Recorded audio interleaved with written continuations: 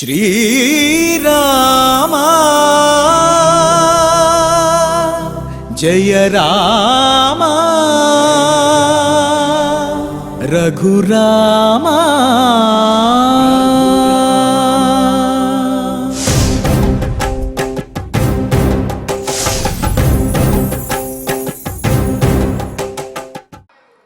ओं नमो वेंकटेशाय। मंजुलादर्श विप्रेक्षणोत्सुकैकविलासिने नमः पालित भक्ताय रामाय पन्निवारिणे। సీతారాములు వనవాసానికి వెళ్ళే సమయంలో నారవస్త్రాలను ధరించి అందమైనటువంటి అద్దంలో చూసుకుని ఆనందించారుట. మరి ఈ విధంగా పితృవాక్య పరిపాలన కోసం కష్టమును కూడా ఆనందంగా స్వీకరించినటువంటి ధీరోదాత్తుడు శ్రీరామచంద్రమూర్తి.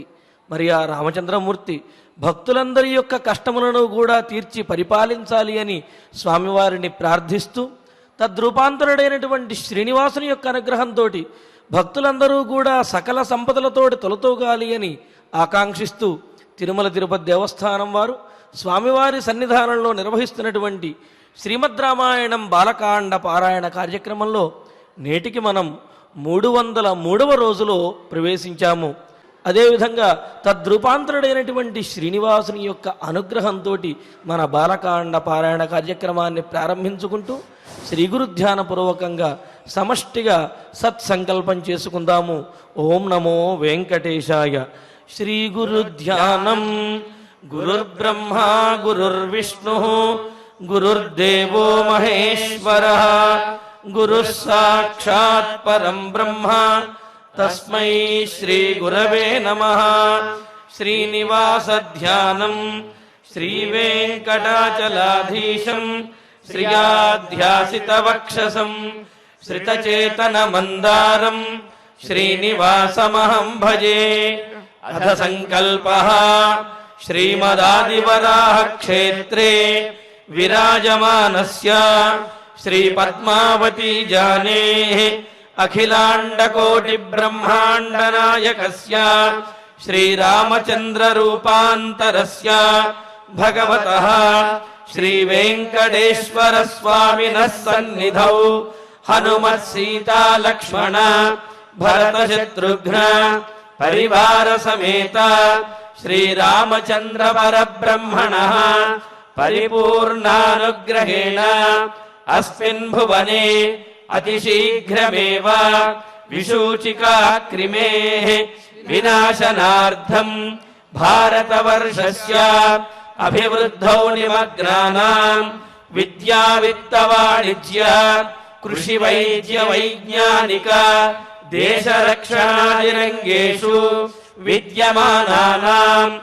ఆస్తిక మహాజనానాం సర్వేషాం సకుటుంబానాం ఆయురారోగ్యైశ్వర్య సద్బుద్ధి ఇత్యాది సర్వశుభఫల ప్రాప్త్యర్థం తేషాం సర్వతోముఖాభివృద్ధి ద్వారా శ్రీరామరాజ్యస్య పునర్వ్యవస్థాపనార్థం అనూఢానాం శీఘ్రమేవ వివాహ సిద్ధ్యర్థం దంపతీనాం అనుకూల దాంపత్య సిద్ధ్యర్థం సంతానార్థినాం శీఘ్రమేవ సత్సంతాన ప్రాప్త్యర్థం తథా పితృదేవతా ప్రీత్యర్థం గో సంరక్షణార్థం చ సకల సంపత్ప్రదే శ్రీమద్వాల్మీకి రామాయణాంతర్గతే బాలకాండే యథాశక్తి శ్లోక వ్యాఖ్యాన పురస్సరం 240 సర్గ శ్లోక పారాయణం తథా శ్రీమద్యోగ వాసిష్ఠే విశూచికా మహామారీ నివారకస్య మహామంత్రస్య పారాయణం శ్రీధన్వంతరి మంత్ర పారాయణం చ అన్యోన్య సాహాయ్యేన ఆచార్య ముఖేన కరిష్యామహే. శ్రీ వాల్మీకి ప్రార్థనా. వాల్మీకిర్ముని సింహస్య కవితావనచారిణః శృణ్వన్ రామకథానాదం को न याति पराङ्गतिं श्रीयाञ्जनेय प्रार्थना यत्र यत्र रघुनाथ कीर्तनं तत्र तत्र कृतमस्तकाञ्जलिं बाष्पवारि परिपूर्णलोचनं मारुतिं नमत राक्षसान्तकं श्रीरामायण प्रार्थना वेद वेद्ये परे पुंसि जाते दशरथात्मजे वेदः प्राचेतसादासीत् साक्षात् रामायणात्मना श्रीराम प्रार्थना आपदामपहर्तारं दातारं सर्वसम्पदां लोकाभिरामं श्रीरामं भूयो भूयो नमाम्यहम् श्रीरामचन्द्र परब्रह्मणे नमः।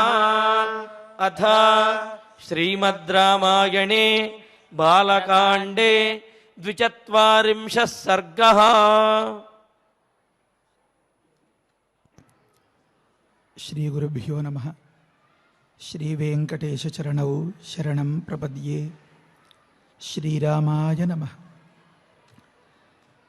భగీరథ మహాభాగ ప్రీతస్తేహంజనేశ్వర తపసా చ సుతప్తేన వరం వరయ సువ్రత. పరమేష్ఠి చతుర్ముఖులు పితామహులు కడుపు నిండిన వాత్సల్యంతో భగీరథులతో మాట్లాడుతున్నారు. భగీరథుణ్ణి పిలిచారు, పలకలేదు. మళ్ళీ పిలిచారు, పలకలేదు. మళ్ళీ పిలిచారు. గమనించండి మాటలు ఎలా ఉన్నాయో. ఓ మహాభాగా అన్నారు. గొప్ప అదృష్టవంతుడవయ్యా నువ్వు. పలికి ఉంటే మళ్ళీ పిలవక్కర్లేదు కదా, కనుకనే కదా రెండోసారి మూడోసారి పిలవడం. ఓ జనేశ్వర అన్నారు. సకల జనులకు అధిపతివయ్యా, సార్వభౌముడవయ్యా నువ్వు. పలకలేదు, కదలట్లేదు ఎక్కడా. భగీరథ అన్నారు.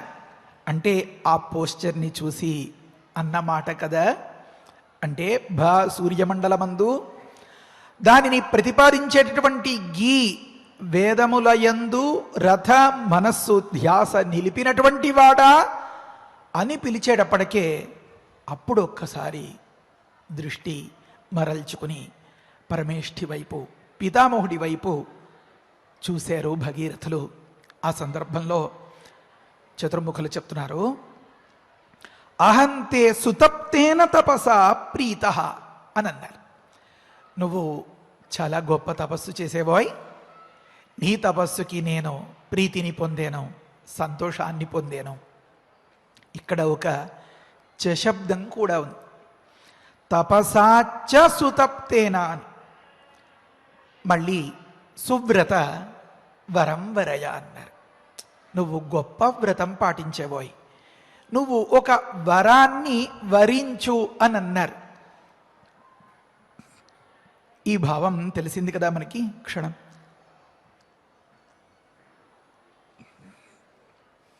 ఇప్పుడు దీనిలో ఉండేటువంటి కొన్ని అంశాలని మనం వివరించుకుందాం. భగీరథుడు మహాభాగ్యవంతుడు ఎలా అయ్యాడు? వారి ప్రవృత్తి వల్ల, వారు పాటించిన దానివల్ల. వారు పాటించిన దానిలో ఏ కాస్త లోపాలు లేకుండా చక్కదిద్దుకుని పూర్వుల కంటే కూడా ఇంకాస్త మెరుగ్గా ఒకానొక పని చేయడం వల్ల. కనుకనే ఈ పద్యంలో ఒకదానికొకటి ఆ మాటలు బలపరిచేవిగా ఉన్నాయన్నమాట. దాన్ని సంస్కృతంలో అయితే అత ఏవ అని రాస్తూ ఉంటారు. కాబట్టే ఏమిటి కాబట్టే ఇక్కడ అంటే చాలా విచిత్రమైనటువంటి అంశం. భగీరథుడు సార్వభౌముడు కదా, జనేశ్వరుడు. అంటే ప్రజలందరికీ పాలకుడుగా, స్వామిగా ఉన్నాడు. ప్రజలందరికీ పాలకుడుగా ఉన్నవాడు ప్రజలందరికీ పతి అయినటువంటి వాడిని వశం చేసుకున్నాడు, ప్రజాపతిని. ప్రజాకామ సచా ప్రజ అని భగీరథుల గురించి మనం అనుకున్నాం కదా. అంటే నా అంతటి వాడవోయి నువ్వు అన్న మాట తెలుస్తోంది. జనేశ్వర అని ఇక్కడ ఉంది. ఇంతకు ముందు మాటల్లో బ్రహ్మగారి గురించి చెప్పేటప్పుడు ప్రజానాం పతిరీశ్వర అని మనం చదువుకున్నాం. గుర్తు తెచ్చుకోవాలి ఒక్కసారి. తెలుసుకోవాలి అనే కుతూహలం ఉంటే ఎంత వడ్డిస్తారో వాల్మీకి మహర్షి. అబ్బా ఆహా అనిపిస్తుందన్నమాట. ఇప్పుడు భగీరథులు కనుక మహాభాగులయ్యారు. అంటే సూర్యమండలమందు దృష్టిని నిలిపి ఆ సూర్యమండల ప్రతిపాదకమైన, అంటే ఆ సూర్యమండలమును గురించి తెలిపేటటువంటి, సూర్యమండలం అంటే ఏమి, ఈ దైవం అక్కడ గూడు కట్టుకుని ఉన్నట్లుగా ఉంది కదా. ధ్యేజస్సదా సవితృమండల మధ్యవర్తి అని కదా బోధిస్తున్నారు.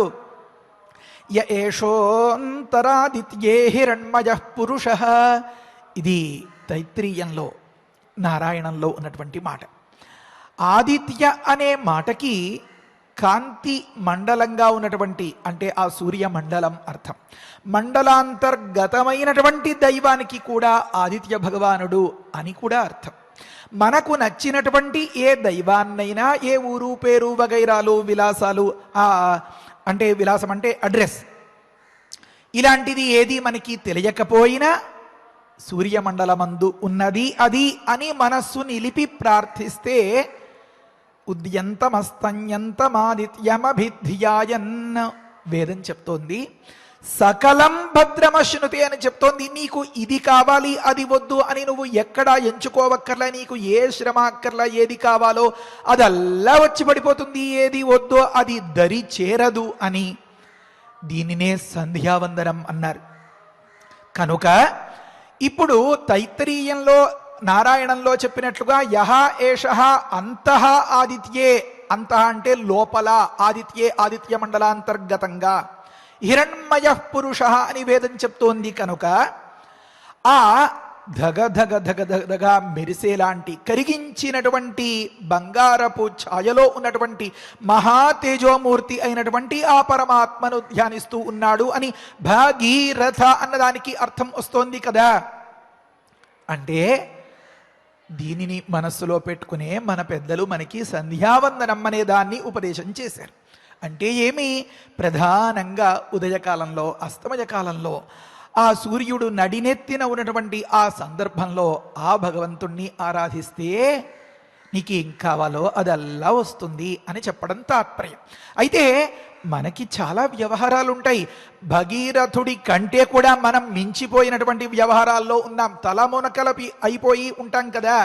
మరి ఆ సందర్భంలో మనకంత అవకాశం ఉండదని మన పెద్దలు కాసేపైనా ఏదో ముఖ్యంగా చెప్పుకోవాలి అంటే ఒక 72 నిమిషాలు అని అన్నారు. ఇంకా కాదు, నాకు వీలు కాదు, 48 నిమిషాలు అన్నారు. ఇంకా వీలు కాదు, సరే ఇంకా నీ ఇష్టం అన్నారు. అది వీలు కాదు అంటే నీ కర్మ అన్నారు.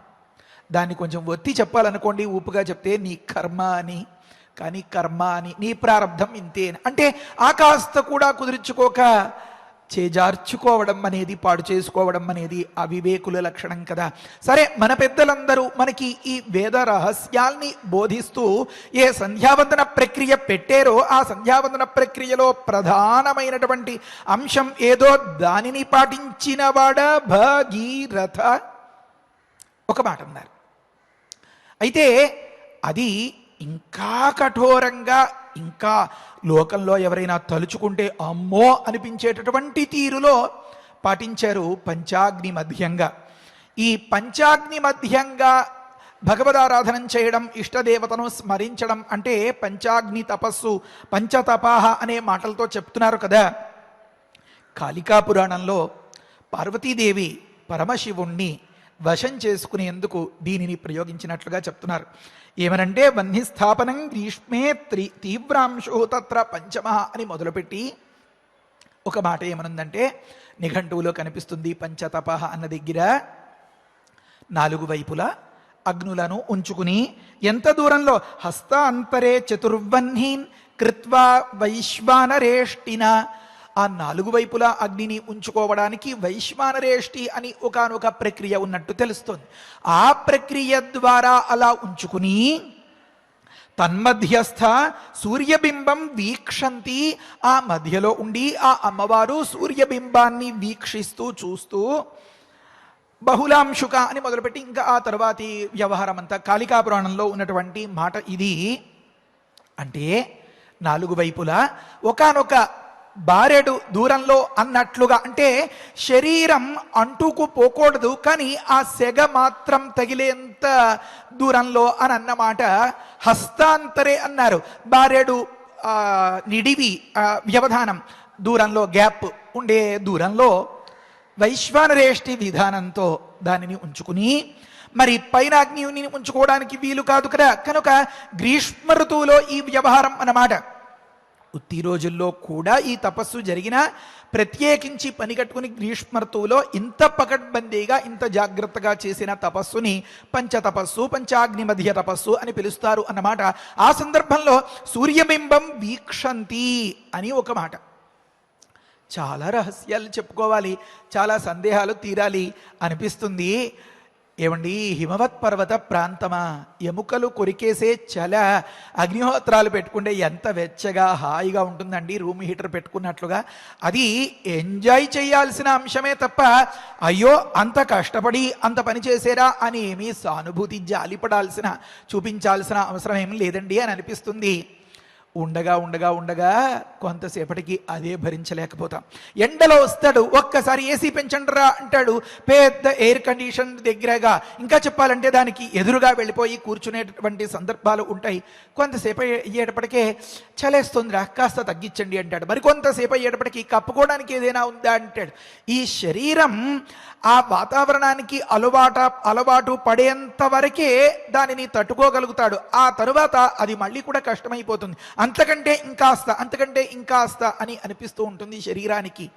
అంచేత ఆ పంచాగ్ని తపస్సు అంటే హిమవత్ పర్వత ప్రాంతమే అయినా బారెడు దూరంలో భగభగలాడేలాంటి ఆ అగ్నిహోత్రాల మధ్య, అగ్నికుండాల మధ్య ఉండడం అనేది అంత ఆషామాషి అంశం కాదు. ఇంకొక అంశం ఏమనంటే, పైనుంచి సూర్యుడు చాలా ప్రతాపంతో ఉన్నటువంటి సందర్భం అని ఒకటి అనుకున్నాం కదా, అది 5వ అగ్ని తుల్యం అన్నమాట. అక్కడి నుంచి కూడా తాపం వచ్చేస్తూ ఉంటే అమ్మవారు ఎలా తపస్సు చేసింది? సూర్యబింబం వీక్షంతి. యోగాభ్యాసం చేసేటప్పుడు యోగులకు ఇది ఒకానొక ప్రధానమైనటువంటి ప్రక్రియ అని చెప్తారు. మామూలుగా మనం ఒకానొక వెలుతురు కేసి, ఒకానొక బల్బ్ కేసి తదేకంగా కొంతసేపు చూసేటప్పటికే కళ్ళు చీకట్లు కమ్మేసి అంతగా వేరే దేనిని చూడలేక ఆ స్థితికి వెళ్ళిపోతాం. కానీ యోగులు చాలా గొప్పగా అభ్యాసం చేసి ఆ సూర్యమండలాన్ని తదేక దీక్షగా చూడగలుగుతారు అని పెద్దలు వివరిస్తున్నారు, వ్యాఖ్యానాల్లో చెప్తున్నారు. కనుక దానిని అలవాటు చేసుకున్నటువంటి వ్యక్తి ఆ సూర్యమండలాంతర్గతంగా ఉన్నటువంటి ఆ దైవాన్ని ధ్యానిస్తూ సూర్యబింబాన్ని చూస్తూ చేసేటటువంటి ఆ తపస్సు మహాతపస్సు అవుతుందన్నమాట. ఆ తపస్సు చేసిన వారిని ఏమనాలి? భగీరథ అని అన్నారు. ఒక మాటకి ఒక మాట ఎంతో పొసిగేలాగా చెప్పారు ఈ మహాభారతంలోనో స్కాంద పురాణంలోనో ఇంకా వగైరా చోట్లలో. ఏమనంటే సత్యవాక్ అన్నారు. నిజమే మాట్లాడాలి, నోటి వెంట పలికేది నిజమే అవ్వాలి అని నిష్ఠ కలవాడు శ్రీమాన్ అని ఒక మాట అన్నారు. శ్రీ అంటే సిరి, తెలుగులో సంపద. అది 3 వేదాల రూపంలో ఉంది అని అనుకున్నాం కదా మనం గతంలో. సాహిశ్రీరమృత సతాం ఆ మాట నీరాజనం అది ఇచ్చేటప్పుడు చెప్తూ ఉంటారు. స్వామి ఆ ఫ్యాన్ కొంచెం పెంచమంటారు, చెప్తూ ఉంటారు కదా. ఆ రకంగా శ్రీమాన్ అనే మాట నోటి వెంట పలికేది నిజమే అవ్వాలంటే నిజమైన అసలు వాక్కు అంటే ఏమి? వేదవాక్కు. ఆ వేదవాక్కునే ఉచ్చరిస్తూ అంటే ఆదిత్య మండలాంతర్గతంగా ఉన్నటువంటి ఆ దైవాన్ని ప్రసన్నం చేసుకోవడానికి తదేక నిష్ఠతో ధ్యానిస్తూ ఆ వేద మంత్రాల్ని ఉచ్చరిస్తూ సాగినటువంటి ఆ తపస్సు కనుక సువ్రత అన్నారన్నమాట ఆ పరమేష్ఠి. ఇంకొక ముఖ్యమైనటువంటి మాట, వేదాలకి సూర్యమండలానికి సంబంధమేమి అని ఇది కూడా మనం గతంలో అనుకున్నాం. గుర్తు చేసుకోవడానికి వేదైరశూన్యస్త్రిభిరేతి సూర్య అని సూర్యమండలాంతర్గతంగా ఉన్నటువంటి ఆ దైవానికి ఈ వేదోచ్చారణం వల్ల వచ్చేటటువంటి ఈ ప్రీతి ఇంత అంతా కాదు, ఎంత ఆనందం, ఎంత సంతోషం అంటే ఆ ఆదిత్య మండలాంతర్గతంగా ఉన్నటువంటి దైవాన్ని, ఏ దైవమైనా కానీ ఏ పేరైనా పెట్టుకోండి, మీ ఇష్ట దైవాన్ని ధ్యానించడానికి అది గొప్ప సులభోపాయం. అందుకనే మనం గతంలో కూడా ఒక మాట అనుకున్నాం, ఏమనంటే ఆ ఇనవంశోద్భవుడైనటువంటి శ్రీరాముని యందు దృష్టి నిలిపి వేదసారమైనటువంటి ఈ శ్రీమద్ రామాయణాన్ని చదువుకోవడమే నిష్ఠతో మనం చేసేటటువంటి భగీరథ తపస్సు వంటిది అని. మనకి 4 వైపులా అగ్నిహోత్రాలు అక్కర్లా, ఈ గుండెలోనే ఉంది పెద్ద కుంపటి, చెప్పలేనంతటి ఆందోళన, భరించలేనంతటి ఆలోచనల సెగ. వయసు వచ్చే కొద్దీ ఈ పిల్లల్ని ఎప్పటికి వృద్ధిలోకి తేగలుగుతాం, వీరు ఎప్పటికి బాధ్యత తెలుసుకుంటారు, ఎప్పటికి ప్రయోజకులవుతారు, ఎప్పటికి మనకిలాగా బోర్లా పడిపోకుండా బొప్పి కట్టకుండా ముందే జాగ్రత్త పడతారు, ఎలా వీరు అభివృద్ధిలోకి వస్తారు, ఎలా జాగ్రత్త పడతారు, ఎలా 4 రాళ్ళు వెనకేసుకుంటారు, మనం ఇచ్చింది కాస్త ఎలా జాగ్రత్త పెట్టుకుంటారు, ఒకటా రెండా, ఈ రకంగా ఉన్నటువంటి ఈ సెగల మధ్య కాసేపు 1 గంట మాత్ర కాలము, 1 గంట కాలము, 2 ఘడియల కాలము మనం, ఇంకా చెప్పాలంటే 1 ఘడియే ఇది ఒక 24 నిమిషాల నుంచి 30 నిమిషాల వరకు కదా, కాస్త దృష్టి నిలిపి మనం చేసేటటువంటి తపస్సు భగీరథ తపస్సే. అయితే చిన్న తేడా ఏమి అంటే భగీరథుడి దగ్గర సువ్రత అనడానికి అవకాశం ఉంది. మరి మనల్ని అలా అనచ్చా లేదా అది మనం ఆలోచించుకోవాలి అన్నమాట. ఎలా అంటే భగీరథులు గొప్ప వ్రతం చేశారు అని ప్రజాపతి గారు స్వయంగా చెప్తున్నారు కదా. అంటే క్షణకాలం కూడా ఎక్కడ కాలయాపనం చేయనటువంటి పరమేష్ఠి సత్యలోకవాసి 3 మాటలు పిలిస్తేనే గాని చెదరనంతగా చలించనంతగా నిష్ఠగా తపస్సు చేస్తూ ఉండేటటువంటి భగీరథుడి తపస్సు మరి సువ్రతమే కదా. మరి కనుక అలాంటి ప్రజాపతి గారు స్వయంగా నువ్వు గొప్ప సువ్రతుడవయ్యా, గొప్ప వ్రతంతో పాటు నీ తపస్సును చేసేవు, తపసా సుతప్తేనా అని అన్నారు. అంటే అందులో ఏదో ఉంది.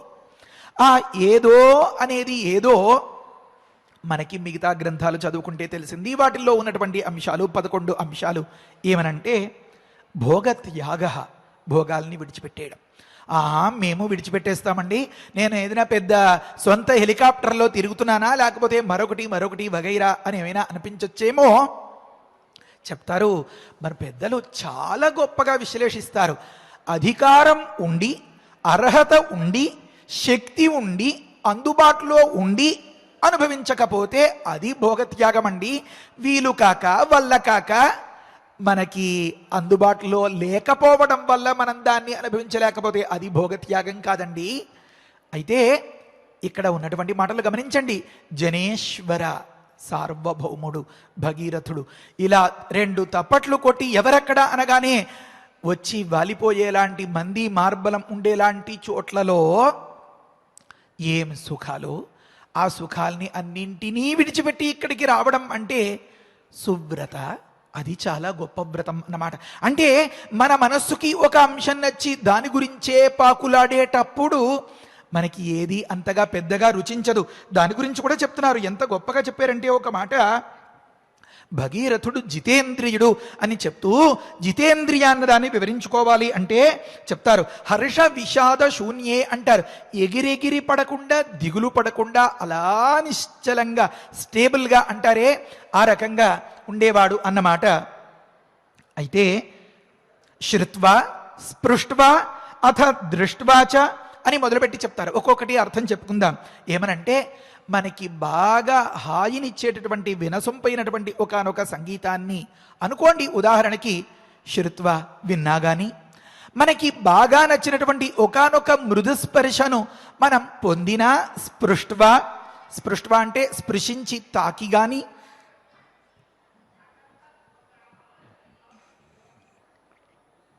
లేదా మనకి బాగా నచ్చినటువంటి అందాన్ని చూచి గాని, దృష్ట్వాచ కాదు, మనకి బాగా నచ్చినటువంటి తలుచుకున్నంత మాత్రం చేతనే నోట్లో చవులూరించేలాంటి పసందైనటువంటి ఆహారాన్ని తిని గాని, భుక్త్వా, లేదా మనకి బాగా నచ్చినటువంటి ఏ పెర్ఫ్యూమో ఏదో వగైరా కానివ్వండి దాన్ని ఘ్రాత్వా వాసన చూచి గాని, యహ నరః, ఏ వ్యక్తి అయితే నా హృష్యతి గ్లాయతి వా, ఎగిరెగిరి పడకుండా ఉంటాడో, హర్షాన్ని పొందకుండా ఉంటాడో, గ్లాయతి అబ్బెబ్బే చిచి చిచి ఈ రుచి ఏమీ బాగాలేదు, ఈ దృశ్యం బాగాలేదు, ఈ వాసన బాగాలేదు అని అనుకోకుండా ఉంటాడో, స విజ్ఞేయ జితేంద్రియ అని అన్నారన్నమాట.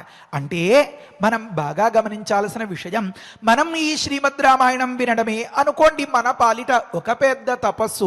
మనకుండేటటువంటి బిజీ లైఫ్లో మన రాముడే ఇనవంశోద్భవుడు కనుక ఆ భగీరథుడు 4 వైపులా అగ్నులను ఉంచుకుని ఆ సూర్యుని యందు దృష్టి నిలిపి చేసినటువంటి ఆ తపస్సు మాదిరిగా ఇక్కడ మనం రాముని యందు దృష్టి నిలిపి మన మనస్సులో ఉన్నటువంటి ఈ వేదనలనేటటువంటి సెగలను కాసేపు తట్టుకుని ఒక 24 నిమిషాల కాలం అన్నట్లుగా మనం చేసేటటువంటి ఈ తపస్సులో మనం సువ్రతులము అవగలుగుతామా కాలేమా అనే దగ్గర ఉన్నాం కదా మనం ఇప్పుడు. ఇలా ఉండాలి అంటే ఇంకా చెప్తున్నారు పెద్దలు, ఎంత గొప్పగా చెప్పారు అంటే, భగీరథులకిలాగా సర్వము విడిచిపెట్టేసి సర్వస్వాన్ని ఎవరికో అధీనం చేసేసి ఎక్కడికో దూరంగా వెళ్ళిపోయి ఏ చెట్టు మొదల్లోనో పుట్ట లోపల ఉన్నటువంటి ఏ కందమూలాదులో వగైరాలో తింటూ గడపక్కర్లేదండి. అలా కాకపోయినా మనం కూడా జితేంద్రియులం అవుతాం. ఎలా అంటే, ఉదాహరణకి ఇదే తపస్సులో ఇల్లాలు పట్టుకొచ్చి ఘుమఘుమలాడేలాంటి పెద్ద కాఫీ అక్కడ ఇచ్చింది అనుకోండి, రామకథ కంటే మరేమంత రుచికరం కాదు ఇది అని అనిపించిన వాడు జితేంద్రియుడు.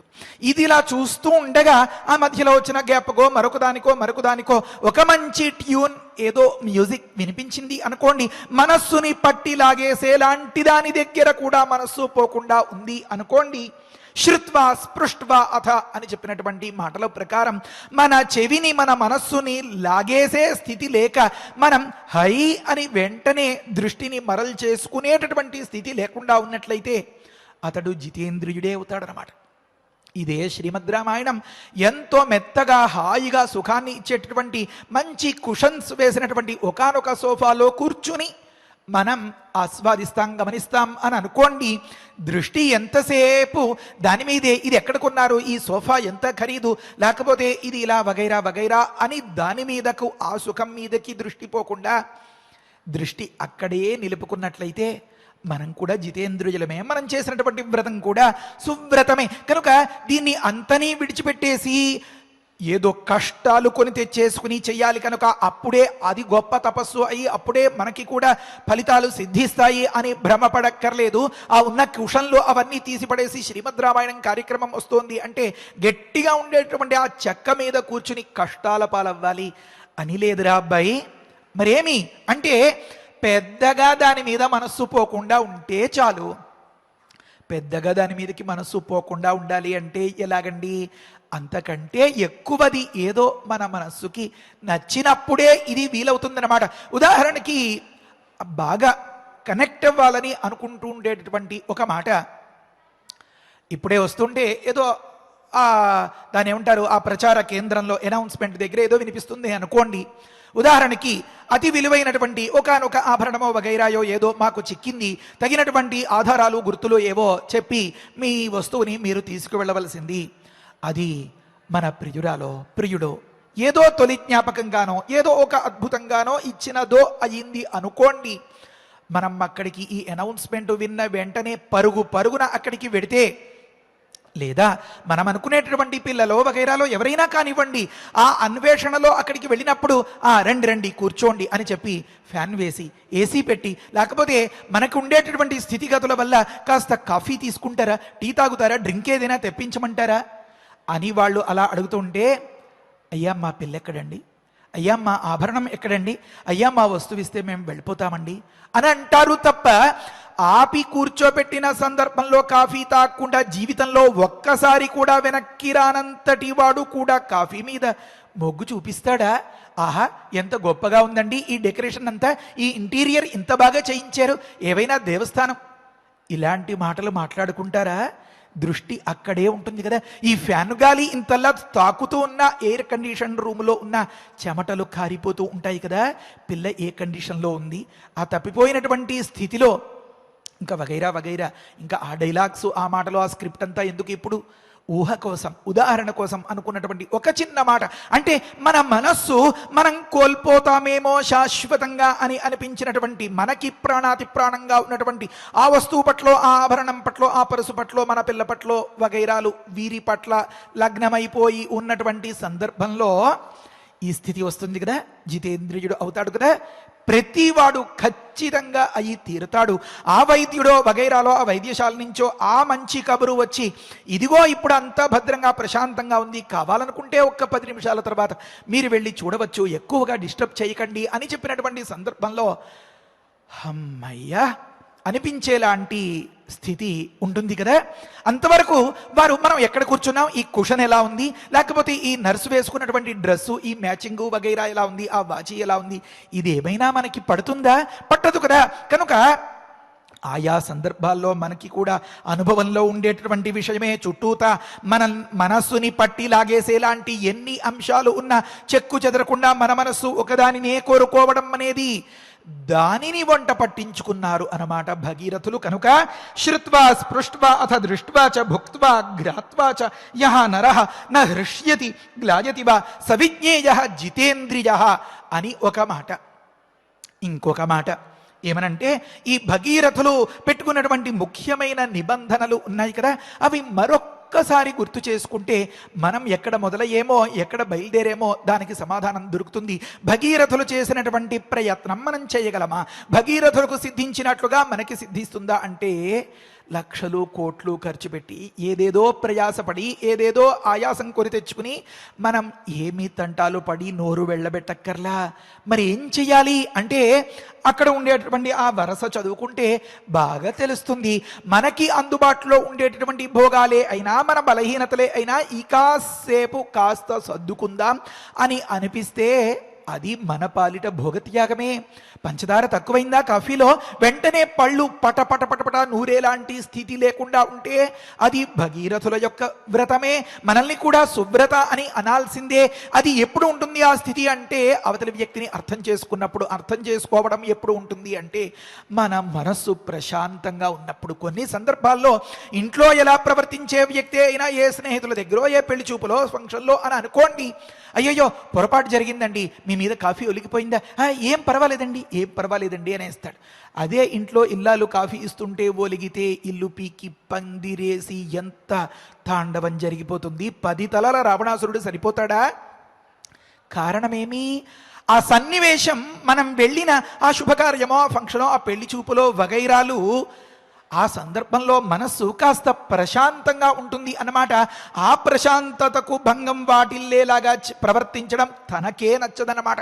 కనుక ఎప్పుడైతే మనస్సు మన రాముని యందు లగ్నమయ్యుందో, ఆ 12 ఏళ్ల పసివాడే అంత శ్రద్ధగా వింటున్నాడు, దీనివల్ల ఎంతో నేర్చుకున్నాడు అని మనం గమనించినట్లయితే, మనమెంత బుద్ధి తెచ్చుకోవాలి, మన జీవితాన్ని ఎంత చక్కదిద్దుకోవాలి అని గమనించినట్లయితే మన మనస్సుకి అదే నచ్చుతుంది. అందుకనే కదా బాగా నచ్చిన మూవీయో వగైరాయో ఏదో చూసేటప్పుడు నచ్చినటువంటి సీటు రాకపోయినా, చొక్కా బొత్తాలు చిరిగిపోయినా వగైరా వగైరా ఎలాంటి పరిస్థితులైనా చూసేయాల్సిందే ఏదైనా అని అనిపించేటటువంటి సందర్భంలో దానికే మొగ్గు చూపుతుంది. కనుక కానీ మనస్సు ఏ కష్టాన్ని లెక్క చేయదు కదా. అది భోగత్యాగం, అది జితేంద్రియత్వం. అంటే ఇంకా మనం చేయగలిగినటువంటి అంశాలు ఏమి అంటే, శుభవేష, మంచి వస్త్రాలంకరణాలు చేసుకోవడం.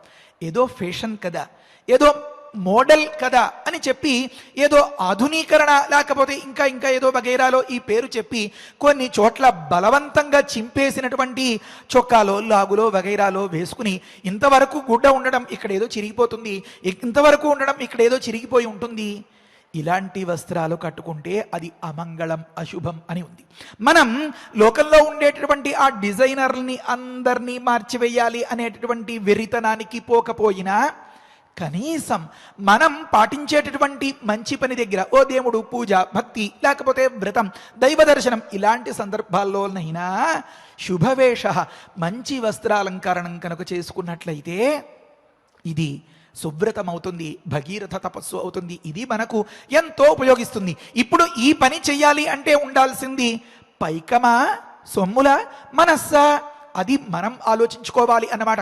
ఏదో బజార్లో లేకపోతే స్నేహితుల దగ్గర గొప్పగా కనిపించడం కోసం టిప్ టాప్గా తయారైనటువంటి ఒకానొక డ్రెస్సు చిలక్కొయ్యికి పెట్టుకున్న దానినే తగిలించుకుని ఆ సత్యనారాయణ వ్రతానికి కూర్చున్న దానికి ముందు రోజున తనకి ఉండేటటువంటి ఆ సిల్క్ గుడ్డో వగైరా ఏదో కాస్త తడిపి ఇంత పసుపు నీటిలో ముంచి ఆరేసుకుని అది మర్నాడు కట్టుకున్నటువంటి దానికి ఎంత వ్యత్యాసం ఉంటుంది.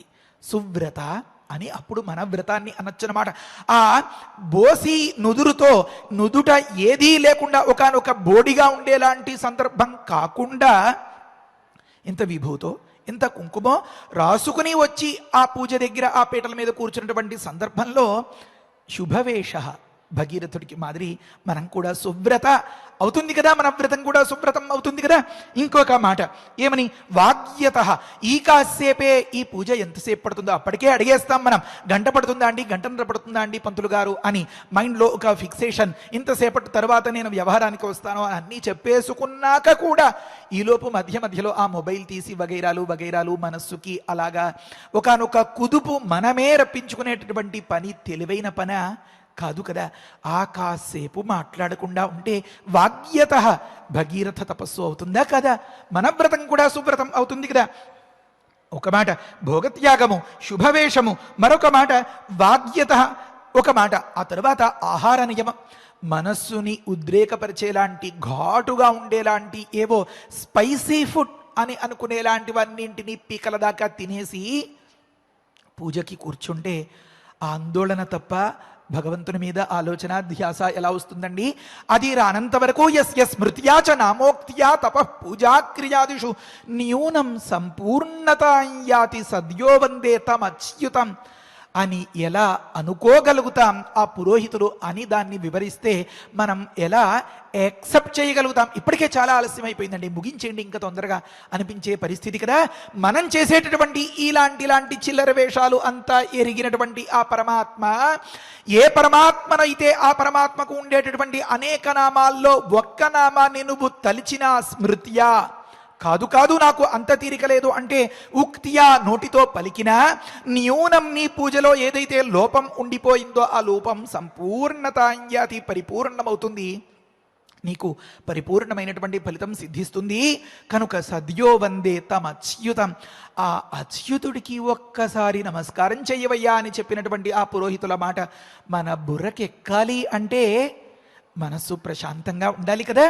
మనస్సు ప్రశాంతంగా ఉండాలంటే నోరు కట్టేయాలి కదా. రెండు అర్థాలు ఇక్కడ, ఒకటి మాటలతో దానికి డిస్టర్బెన్స్ కదలిక రానివ్వకుండా, మరొక్కటి ఆహార నియమం పెట్టుకుని సాత్వికంగా ఉండేలాంటి ఆహారం తీసుకున్న నాడు మనకిదంతా సులువవుతుంది. ఇంకా చాలా ఒక ముఖ్యమైనటువంటి మాట ఏమంటే, ఈ నియమాలు ఏవీ లేని సందర్భంలో కూడా మనం తపస్సుకి కూర్చోగలగచ్చు. కానీ 10 నిమిషాలు అయ్యేసరికి కాళ్ళు నొప్పులు వచ్చేస్తాయి, కాళ్ళు చాపకపోతే ఉండలేం. 10 నిమిషాలు అయ్యేసరికి కూర్చోవడానికి ఎక్కడా అని వెంటనే సీటు వెతికేసుకుంటూ ఉంటాం. 10 నిమిషాలు కాకుండానే ఫ్యాన్ ఎక్కడ ఉంది అని ఆ గాలి కోసం వెతికేసుకుంటూ ఉంటాం. మరి మీరెందుకండి ఫ్యాను పెంచండి, అది ఇలా ఉంది ఇది ఇలా ఉంది అని అనుకుంటున్నారు అంటారేమో. మరి అపసర్పంతు ఏ భూతా అనే మాట నేను చెప్పింది చాలేదో ఏమో. ఈ ఈగలు పదే ముసిరేస్తూ ఉంటే ఉన్న భావం అంతా చెదిరిపోతే మాట తర్వాత మాట ఆశువుగా ప్రయత్నంగా రావాలి అంటే మరి ఈ రకమైనటువంటి ఆటంకం ఉండకూడదు కదా. కాస్త అది పెంచితే ఆ గాలికి ఏవైనా ఇవి దూరం అవుతాయేమో, కాసేపు అపసర్పంతు ఏ భూత అనే మంత్రం అది జపం చేస్తుందేమో అనేటటువంటి ఒక చిన్న తాత్పర్యం అన్నమాట. కనుక చెప్పిన దాన్ని అర్థం చేసుకోవడానికి ప్రయత్నించాలి కానీ నా మీదకి ఫోకస్ చేయకండి సుమా, మీ దృష్టి. సరే, ప్రకృతంలో భోగత్యాగ, శుభవేష, వాక్యత, నియతాహార ఇలా ఉండాలి అంటే వాయుభక్ష ప్రాణాయామం చేయాలి. మీరు బాగా పరిశీలించండి, ఇదంతా ప్రాక్టికల్గా అనుభవించి తెలుసుకోగలిగినటువంటి అంశాలు. ఎవరైనా మంచి గురువుని ఆశ్రయించి మీరు అనులోమం విలోమంగా మొదలుపెట్టి ఏ ప్రమాదము లేకుండా, దానివల్ల ఏ ప్రమాదము రాదు, దీర్ఘశ్వాస తీసుకుని దీర్ఘశ్వాస విడిచిపెట్టి ఇప్పుడు మీరు ఇలా కొడితే డిజిటల్ ప్లాట్ఫామ్స్లో ప్రతి ఒక్కటి అందుబాటులోకి వచ్చేస్తుంది. మీరు మంచిదాన్ని ఎంచుకుని జాగ్రత్తగా పాటించవచ్చు. వెంటనే అంత మైండ్ సెట్ కంట్రోల్ అయిపోతుంది. పెద్దగా అంటే ఒక 10 నిమిషాల పాటు నియమంగా నియతంగా మంచిగా ప్రాణాయామం చేసినటువంటి వ్యక్తి లోడ మాట్లాడాలి అంటే పెద్దగా నచ్చదు, సైగల్లోకి దిగిపోతాడు తప్పనిసరిగా. నాకు తాగడానికి ఏదైనా ఇవ్వు అని చెప్పి ఇలా వేలు చూపిస్తాడు. ఒక్క 10 నిమిషాలు ఆ ఫ్యాన్ వెయ్యి అని చెయ్యి చూపిస్తాడు తప్ప మాట్లాడాలని అని అనిపించదు. కనుక మాట్లాడకుండా ఆగలేను, నోట్లో నువ్వు గింజ నానదు అనిపించుకునే వారికి కూడా ఈ వాంగ్నియమం అనేది ప్రాణాయామం వల్ల గొప్పగా సిద్ధిస్తుంది. ఇది ఒకదానికి ఒకటి లింక్డ్ అన్నమాట, ఒకదానికొకటి సంబద్ధమై ఉంటుందన్నమాట. తరువాత ఇవన్నీ కలిగితే కలిగేది శమమాస్థాయ, మనస్సు ప్లెజెంట్గా ప్రశాంతంగా ఉండడం. అంటే ఏమి? న క్రోధో నచ మాత్సర్యం నలోభో నా శుభమతి. నిన్నటి రోజున గతంలో మనం అనుకున్నట్లుగా అశుభమతి, అమ్మో ఈ కొబ్బరికాయ ఇలా పగిలిపోయింది ఏమైపోతుందో, మన పూజ ఏమైపోతుందో, ఒకానొక సెంటిమెంటల్ ఫూల్ లాగా మూఢ విశ్వాసంతో ఉన్నటువంటి కరుడు కట్టిన ఒకానొక మూర్ఖాగ్రేసరుడి లాగా కాకుండా మనం కాస్త ప్రశాంతంగా సంతోషంగా ఆ పూజను ముగించుకోగలుగుతాం అన్నమాట. శమమాస్థాయ అని చెప్తున్నారు అన్నమాట. అంతేకాకుండా కొన్ని సందర్భాల్లో ఏ కోపం అయితే మన పుణ్యాన్ని మనకు దక్కనివ్వకుండా పాడు చేసేస్తుందో ఆ కోపం దగ్గరికి రానివ్వకుండా నా క్రోధ, ఒకడు బాగుపడిపోతున్నాడు అని ఏడుపు, నా మాత్సర్యం నచ మాత్సర్యం, లేకపోతే అయ్యో నా వస్తువులన్నీ అయిపోతున్నాయి, ఇది పెద్ద కొబ్బరికాయ కదా, దీని చెక్కలో ఒకటి అతడు తీసేసుకుని ఒకటే మనకి ఇస్తాడు కనుక ఇక్కడ చిన్న కొబ్బరికాయ కొట్టి ఆ తరువాత వెంకటేశ్వర దీపారాధనలో ఇంట్లో నువ్వు పెద్ద కొబ్బరికాయ కొట్టుకో, నా లోభం ఉండదు, అయ్యో అయిపోతుంది అనే బాధ ఉండదు. ఇంతకంటే భాగ్యమా అని అనిపిస్తుందన్నమాట. ఆ మనస్సు కావాలి అంటే వాగ్యత, వాయుభక్ష, నియతాహార, ఈ నియమాలు కావాలి అన్నమాట. ఆ తర్వాత అనసూయక, దాని గురించి చెప్పుకున్నాం కదా. ఒకటిలో తప్పులు ఎంచి అమ్మయ్య అని చెప్పి మనం చెంగలు గుద్దుకుని ఆనందించేలాంటి స్థితి కాకుండా ఉన్నప్పుడు మనం పాటించింది కూడా సువ్రతం అవుతుందన్నమాట. ఆ తర్వాతి మాట, ఇన్ని ఉన్నా నేను కావాలంటే ఎవరికైనా ఉపకారం చేస్తాను, 10 మందికి సహాయం చేస్తాను వగైరా వగైరా, దేవుడు గొడవ అంత నాకేం పెద్దగా పట్టదండి అని అంటే ఉపయోగం ఉండదు. భక్తియుక్తేన చేతస. పక్క వాళ్ళు చెప్తూ ఉంటారు, అమ్మో నాన్న ఒరే అలా అనకూడదురా, దేవుడురా, కాస్త మనసులో ఇష్టంగా ఈ ఒక్కసారికి నా మీద గురి ఉంచి నాకు ఈ ఒక్క అవకాశం ఇచ్చినట్లుగా, పోనీ అమ్మకే ఫేవర్ చేసాను అనుకోరా అని చెప్పి బతిమాలుతూ ఉండేటటువంటి సందర్భాలు అక్కడక్కడ చూస్తాం కదా. ఇదిగో అమ్మ ఈసారి వస్తాను, ప్రతిసారి మళ్ళీ నన్ను ఇలా బలవంత పెడితే కుదరదు అని అనుకుంటూ ఉంటాడు కదా. ఆ పిల్లవాడు బందిపోటు కాదు, పెద్ద దుర్మార్గుడు, అగంతుకుడు కాదు, కానీ భగవంతుని మీద మనస్సు లగ్నం కాదు. అదో విచిత్రం. భగీరథుడు అలా కాదు, భక్తియుక్తేన చేతస. కనుక ఇంకొక మాట, ముఖ్యమైనటువంటి మాట, ఎప్పుడైతే ఇవన్నీ కలిగేయి అనుకుంటామో అప్పుడు శారీరకమైనటువంటి ఆరోగ్యం కలుగుతుంది. ఆ శారీరకమైనటువంటి ఆరోగ్యం కలిగిన నాడు వెనక జార్ల పడాలి అని అనిపించదు. నిరాలంబ. మళ్ళీ శ్రీమాన్ సత్యవాకు ఇలాంటి ఈ మాటలను మనం చెప్పేసుకున్నాం కదా. మనకి వేదాలు తెలియకపోయినా, బీజాక్షరాలు వగైరాలు అంతగా వంట పట్టకపోయినా, గురూపదేశాలు లేకపోయినా, వేదవేద్యే పరే పుంసి జాతే దశరథాత్మజే వేద ప్రాచేత సాదాసీత్ సాక్షాత్ రామాయణాత్మన. మన కోసమే కదా ఆ శ్రీమద్ రామాయణాన్నో వగైరా దానినో చదువుకున్నట్లయితే ఈ ఆర్షవాంగమయమే మన పాలిట సూర్యమండలాంతర్గతంగా ఉన్నటువంటి ఆ దైవాన్ని సుప్రసన్నం చేస్తుంది అన్నమాట. అప్పుడు మనం కూడా భగీరథుల కోవలోకి చేరిపోతాం అన్నమాట. కనుక భగీరథ మహాభాగ ప్రీతస్తేహం జనేశ్వర అని చెప్పి తపసాచ సుతప్తేనా అన్నారన్నమాట. భగవదారాధనం చేయడం లోకంలో చాలామంది చేస్తారయ్యా, చాలామంది పూజలు నోములు వ్రతాలు చేస్తారయ్యా, చాలామంది దానాలు చేస్తారయ్యా. అరిగిన వాడికి లేదనకుండా చేతికి నరమే లేదు, ఎముక లేదు అన్నట్లుగా దానాలు చేసేవారు ఉంటారయ్యా.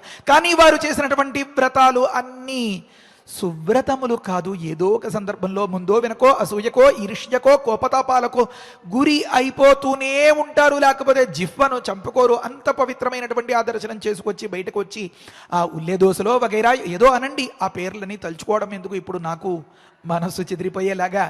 ఎందుకంటే అప్పుడప్పుడు అనిపిస్తుంది, ఈ బ్రాహ్మడుగా పుట్టి ఈ వ్రతాలు నియమాలు ఇవన్నీ పాటించుకుని తప్పు చేసేసేమేమో, ఇది ఒక్కటి విడిచిపెట్టేసినట్లయితే హాయిగా యథేచ్ఛగా తిని తిరగచ్చు కదా అని అప్పుడప్పుడు అనిపిస్తుంది. కడుపులో ఆకలి దంచేస్తున్నప్పుడు, లేకపోతే ఈ అపక్వాహారాలు ఇవి ఈ నానబెట్టినటువంటి మొలకలు వగైరాలు తిని ఈ వ్రతాన్ని నిలబెట్టుకునేటప్పుడు.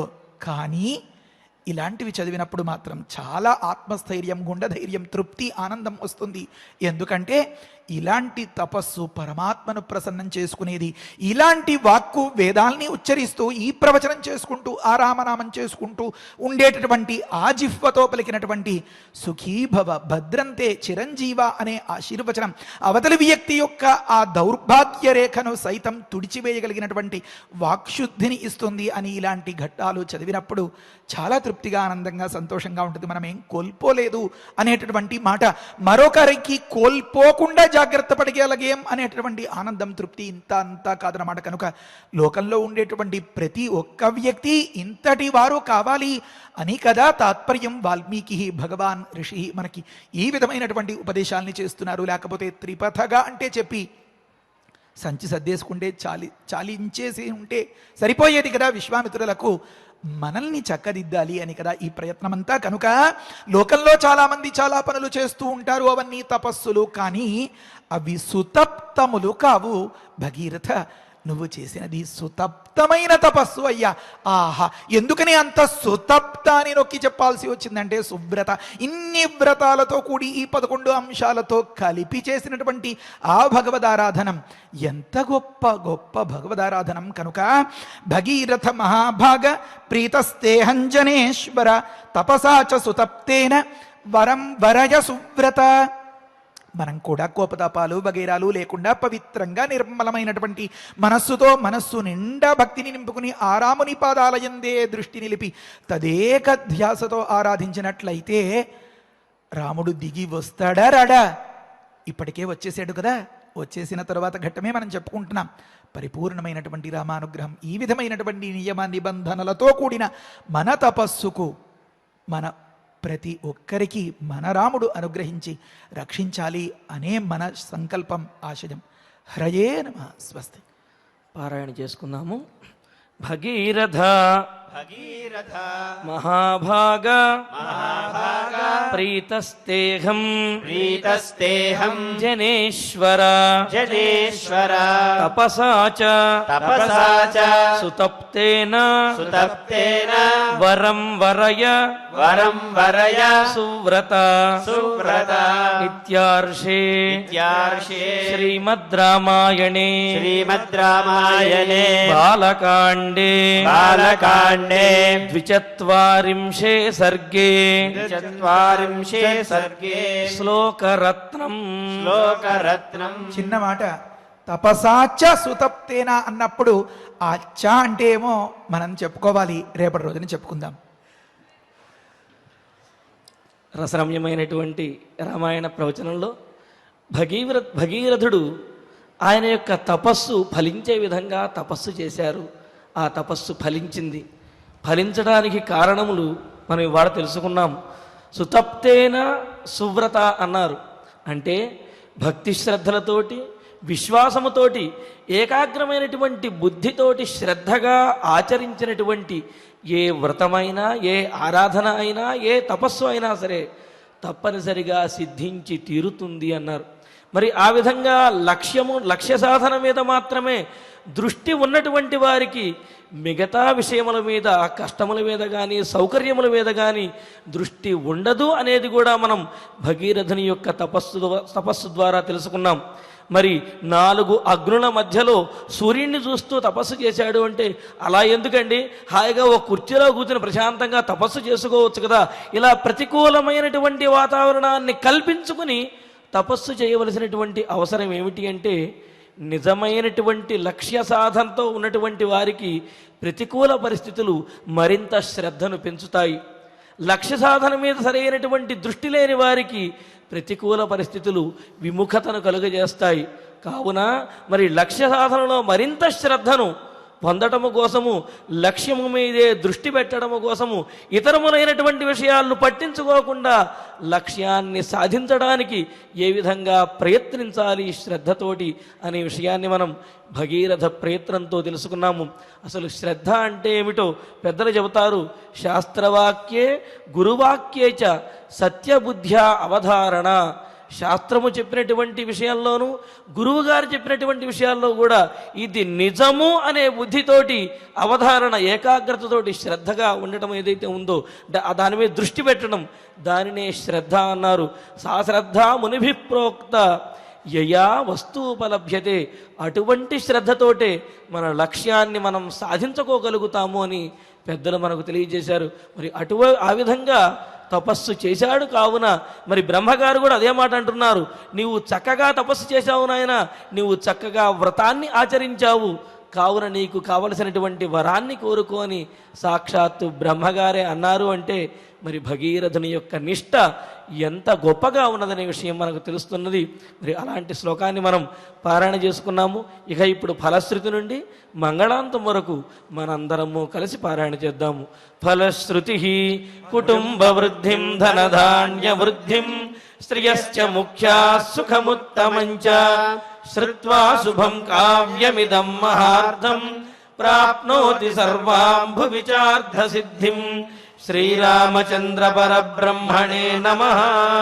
అథ శ్రీమద్యోగవాసిష్ఠే ఉత్పత్తి ప్రకరణే 69తమః సర్గః. శ్రీవసిష్ఠ ఉవాచ అథ వర్షసహస్రేణ తాం పితామహాయయౌ దారుణం హి తపస్సిద్ధ్యై విషాగ్నిరపి శీతలః మనసైవ ప్రణమ్యైనం సా తథైవ స్థితా సతి కోవరః క్షుచ్చమాయాలం ఇతి చింతాన్వితా భవతు. ఆస్మృతం ప్రార్థయిష్యేహం వరమేకమిమం విభుం అనాయసీ చాయసీ చ స్యామహం జీవసూచికా. అస్యోక్త్యా ద్వివిధా శూచిః భూత్వా లక్ష్యావిశామ్యహం ప్రాణినాం సహ సర్వేషాం హృదయం సురభిర్యథా యథాభిమతమేతేన గ్రసేయం సకలం జగత్. క్రమేణ క్షుద్వినాశాయ క్షుద్వినాశః పరం సుఖం ఇది సంచింతయంతీం తాం ఉవాచ కమలాలయః. అన్యాదృశ్యాస్తథా దృష్ట్వా స్తనితాభ్రరవోపమం. బ్రహ్మోవాచ పుత్రికర్కటికే రక్షః కులశైలాభ్రమాలికే ఉత్తిష్ఠత్వం తు దుష్టోస్మి గృహాణాభిమతం వరం. కర్కట్యువాచ భగవన్ భూత భవ్యేశ స్యామహం జీవసూచికా. అనాయసీ చాయసీ చ విధేర్పయసి చేద్వరం. శ్రీవసిష్ఠ ఉవాచ ఏవమస్మితి తాముక్త్వా పునరాహ పితామహః. సూచికాసోపసర్గాత్వం భవిష్యసి విసూచికా. సూక్ష్మయా మాయయా సర్వలోకహింసాం కరిష్యసి. దుర్భోజనా దురారంభాః మూర్ఖా దుస్థితయశ్చ యే దుర్దేశవాసినో దుష్టాః తేషాం హింసాం కరిష్యసి. ప్రవిశ్యా హృదయం ప్రాణైః పద్మప్లీహాదిబాధనాత్ వాతలేఖాత్మికా వ్యాధిః భవిష్యసి విసూచికా. సుగుణం విగుణం చైవ జనమాసాదయిష్యసి. గుణాన్విత చికిత్సార్థం మంత్రోయంతు మయోచ్యతే. బ్రహ్మోవాచ హిమాద్రేరుత్తరే పార్శ్వే కర్కటీ నామ రాక్షసి. విసూచికాభిధానాసా నామ్నాప్యన్యాయబాధికా.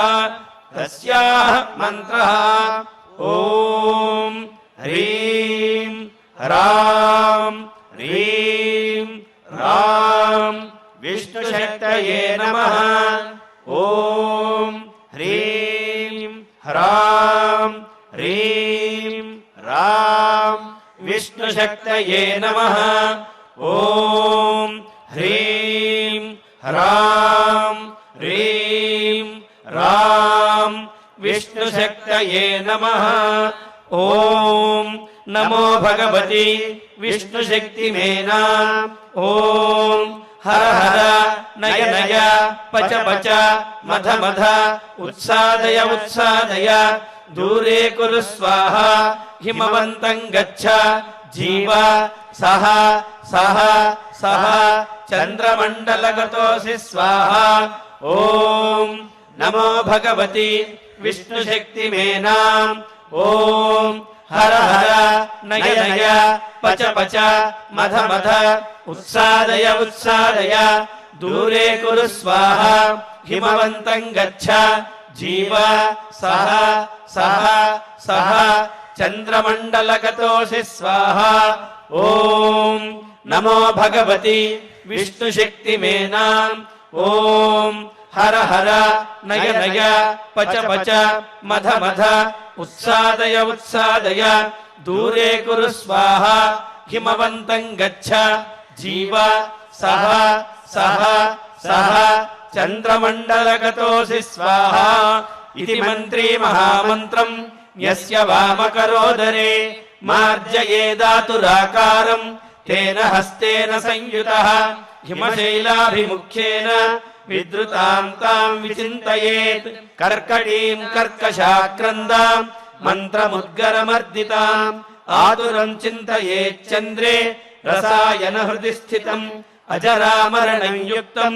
मुक्तं सर्वाधिविभ्रमैः साधको हि शुचिर्भूत्वा स्वाचान्तः सुसमाहितः क्रमेणानेन सकलां प्रोच्छिनत्ति विसूचिकाम् इति गगनगतः त्रिलोकनाथः गगनगसिद्धगृहीत सिद्धमन्त्रः गतः उपगतशक्रवन्द्यमानः निजपुरम् अक्षयम् आयम् उज्ज्वलश्रीः इति श्रीमद्योगवासिष्ठे उत्पत्तिप्रकरणे 59तमः सर्गः। अथ धन्वन्तरिध्यानम् अच्युतानन्त गोविन्द विष्णो नारायणामृत रोगान्मे नाशयाशेषान् आशु धन्वन्तरे हरे आरोग्यम् दीर्घमायुष्यम् बलम् तेजोधियम् श्रियम् स्वभक्तेभ्योऽनुगृह्णन्तम् वन्दे धन्वन्तरिम् हरिम् धन्वन्तरेरिमम् श्लोकम् भक्त्या नित्यम् पठन्ति ये अनारोग्यम् न तेषाम् स्यात् सुखम् जीवन्ति ते चिरम् ॐ नमो भगवते वासुदेवाय धन्वन्तरये अमृतकलशहस्ताय वज्रजलौकहस्ताय सर्वामय विनाशनाय त्रैलोक्यनाथाय महाविष्णवे स्वाहा ॐ वासुदेवाय विद्महे सुधाहस्ताय धीमहि तन्नो धन्वन्तरिः प्रचोदयात्। अथ नवग्रह प्रार्थना आरोग्यम् पद्मबन्धुर्वितरतु नितराम् सम्पदम् शीतरश्मिः भूलाभम् भूमिपुत्रः सकलगुणयुताम् वाग्विभूतिम् च सौम्यः सौभाग्यम् देवमन्त्री रिपुभयशमनम् भार्गवः शौर्यमार्किः दीर्घायुः सैहिकेयः विपुलतरयशः केतुः आचन्द्रतारम् अरिष्टानि प्रणश्यन्तु दुरितानि भयानि च शान्तिरस्तु शुभम् मेस्तु ग्रहाः कुर्वन्तु मङ्गलम्। अथ क्षमा प्रार्थना यदक्षरपदभ्रष्टम् मात्राहीनम् च यद्भवेत् तत्सर्वम् क्षम्यताम् देव नारायण नमोऽस्तु ते। अथ भगवत्समर्पणम् कायेन वाचा मनसेन्द्रियैर्वा बुद्ध्यात्मना वा प्रकृते स्वभावात् करोमि यद्यत् सकलम् परस्मै नारायणायेति समर्पयामि। अथ मङ्गलम् श्रियः कान्ताय कल्याणनिधये निधयेऽर्थिनाम् श्रीवेङ्कटनिवासाय श्रीनिवासाय मङ्गलम्। ఓం నమో వెంకటేశాయ. శ్రీవారి అనుగ్రహంతో ఈ నెల 29వ తారీఖున స్వామివారికి సమీపంలో ఉన్న ఈ కలియుగ వైకుంఠంలో ధర్మగిరి వేద విజ్ఞాన పీఠంలో మనం సంపూర్ణ సుందరకాండ పారాయణ కార్యక్రమాన్ని జరిపించుకోబోతూ ఉన్నాము స్వామి యొక్క అనుజ్ఞతోటి. మరి ఈ సుందరకాండ పారాయణ ఫలితాలు పెద్దలు మనకు చాలా తెలియజేశారు. గ్రహపీఠాసు చోగ్రాసు రోగేషు విషమేషు చ అని చెప్పినట్టుగా సహజంగా అంటూ ఉంటారు, ఏదన్నా కలిసి రాకపోతే మాకు గ్రహస్థితి బాగుండలేదండి అంటూ ఉంటాం. మరి అటువంటి గ్రహస్థితి బాగుండనప్పుడు గ్రహముల యొక్క అనుగ్రహం లేనటువంటి సమయంలో ఈ సుందరకాండ పారాయణ కనుక చేసినట్లయితే గ్రహములు అనుకూలమైనటువంటి ఫలితాలను ఇస్తాయి. అదేవిధంగా రోగోపశాంతి కూడా కలుగుతుంది అని మనకు ఉమాసంహితలో తెలియజేస్తున్నారు. కావున భక్తులందరూ కూడా ఈ సంపూర్ణ ఏకదిన సుందరకాండ పారాయణ కార్యక్రమంలో పాల్గొని స్వామివారి యొక్క సంపూర్ణమైన అనుగ్రహాన్ని పొందవలసిందిగా తెలియజేస్తున్నాము. ఓం నమో వెంకటేశాయ.